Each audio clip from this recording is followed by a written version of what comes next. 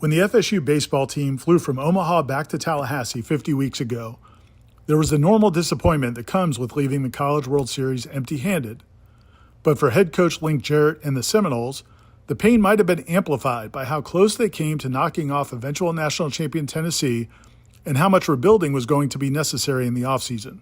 By the time the 2024 Major League Baseball draft got done with the Noles, they had to say farewell to their top 4 hitters and 5 of the top 6. Cam Smith, James Tibbs, Marco Dinges, Jaime Ferrer, and Daniel Cantu.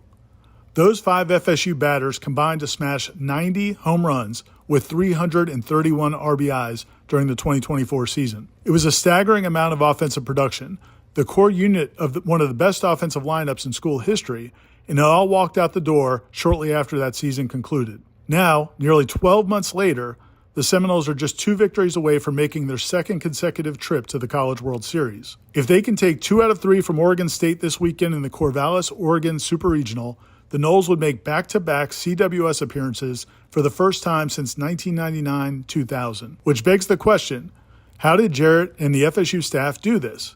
How did they reload so quickly after losing all but one of their top hitters from a year ago? The answer is a combination of impressive player development and shrewd talent acquisition, both at the plate and on the mound. Despite losing all of those great offensive players, FSU has seen its run production only fall from 8.9 to 7.9 runs per game. Meanwhile, the Seminoles pitching staff has reduced its runs allowed from 5.4 to 4.8 runs per game. So the slight drop in scoring has been largely offset by improved pitching and defense. And in an era where some college powers just pull out their checkbooks and sign top transfers from around the country to reload, the Seminoles seem to have done an excellent job of identifying talented players with great upside and then helping them unlock that potential. For starters, 5 key newcomers Jarrett and his staff brought in this offseason, 4 transfers and 1 high school signee, are performing at a level far higher than could have been predicted before the season.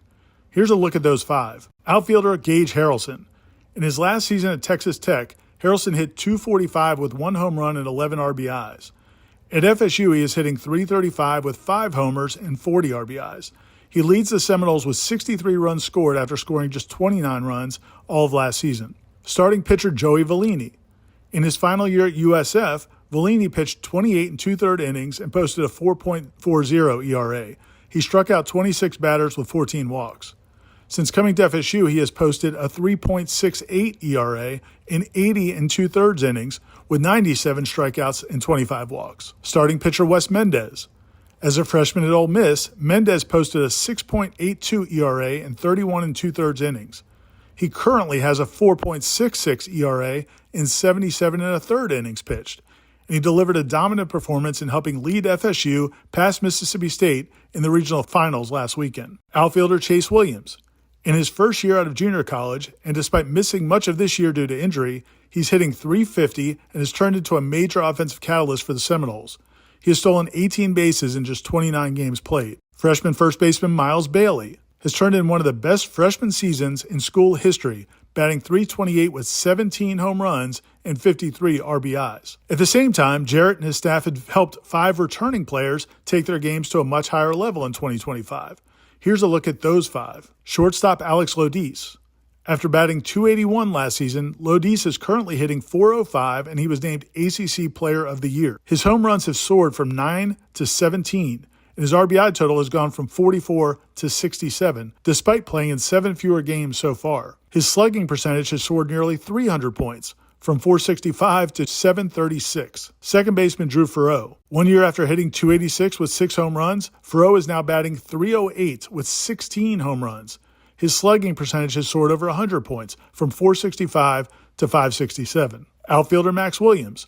While his numbers have seen modest improvements, batting average improved from .311 to .318, and his homer total went from 14 to 18, he has done it without being protected in the lineup of the likes of James Tibbs, Cam Smith, and Jaime Ferrer. Third baseman Cal Fisher.